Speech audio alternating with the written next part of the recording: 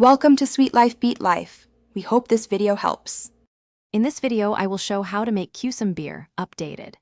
Sanitize all equipment and prepare ingredients. Steep Kusam herbs with crushed malt, boil with light hops or spices, cool the wort to pitching temperature, pitch a healthy yeast starter, ferment until active, optionally transfer to secondary, condition for clarity and taste, and finally bottle or keg with priming sugar for proper carbonation. Taste and adjust sugar or spice levels before packaging. Gathering ingredients and tools sets you up for success. Use quality crushed malt, fresh Kusam herbs, and clean water. Choose a reliable yeast suited for aromatic beers. Prepare a fermenter with an airlock, thermometer, hydrometer, and a good sanitizer. Check original gravity, aim for stable fermentation temperature, and monitor activity daily.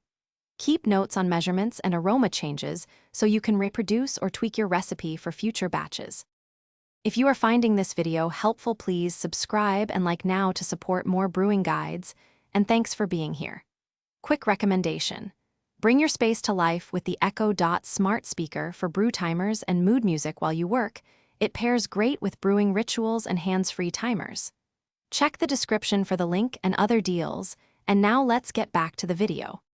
Temperature control and patience are your best friends during fermentation. Keep the fermenting vessel within the yeast's preferred range to avoid off flavors, and resist rushing transfers until activity diminishes.